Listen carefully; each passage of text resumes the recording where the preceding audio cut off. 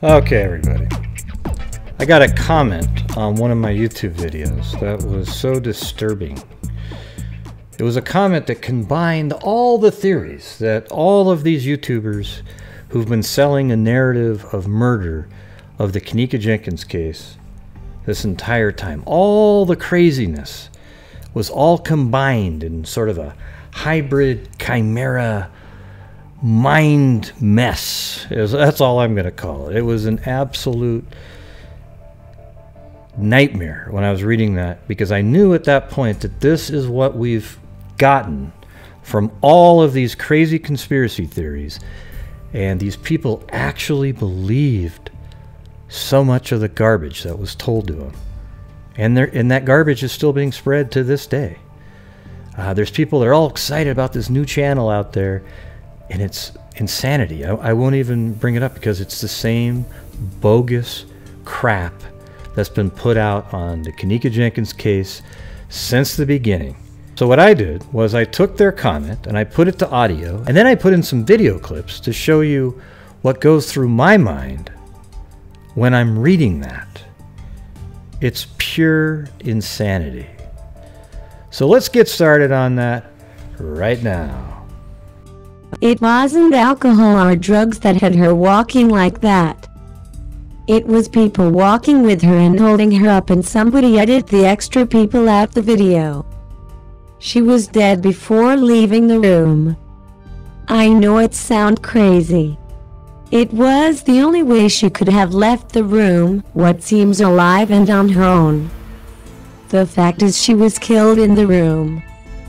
Now why the hotel would help cover the murder up, I don't know. But she wasn't killed or died in no freezer. She was taken to that freezer. They have some kind of technology where they can take people out of footage. NASA used it all the time in underwater spacewalks to hide the helpers that help the underwater astronaut divers. The end footage just be the astronaut divers. The helpers magically disappear. I've went over the footage. It's definitely been manipulated. It's been regularly edited. Number one, you can tell by the many time gaps.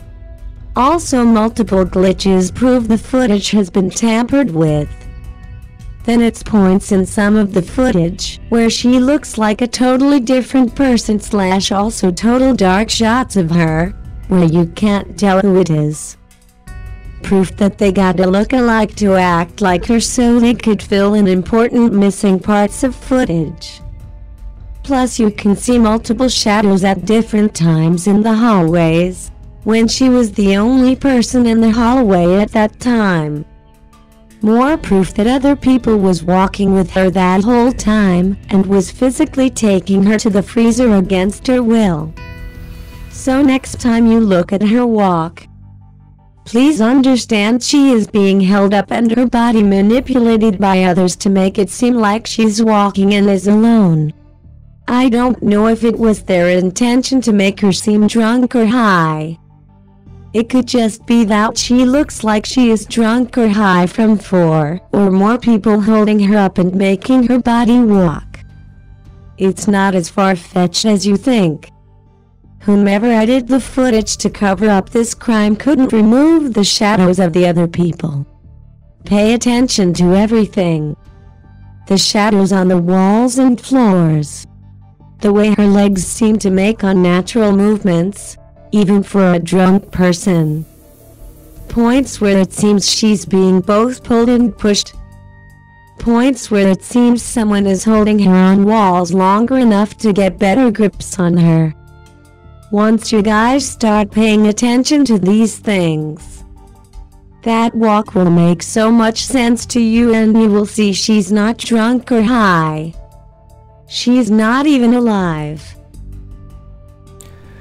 So do you see how insane that is right there? But that brings in all the elements that everybody talks about all the time. Extra shadows. Listen, those are can lights that come down in the hallway. So yes, you get sort of a a triangulation effect. When they're walking, the shadows shift and change. That's all you're seeing right there. Watch all the other days, like pick up the video from the 8th and the 10th. There are no other people seen on any of the surveillance footage when Kenneka's walking. She is the only person that shows up the entire time. Now, if you look at that last sentence in that audio file, or the actual text document that was put, a comment on YouTube, it said, "She's not even alive." So that whole time that we're seeing somebody that looks like Kenneka, she's not even alive. Somebody's just carrying her and moving her arms around. And you know what? I've actually seen people say that many, many times, and people actually believe it. It's scary. These people are actually going to serve on a jury at some point in their life. Can you imagine having somebody who believes in this kind of stuff serving on a jury? They'll believe anything that a lawyer or a prosecutor says. It's incredible. All right, so I don't know what else I can do in this case. All right, I know people, you know, I've left and come back, made a couple videos here and there, but it just seems like this is sort of the jumping the shark moment.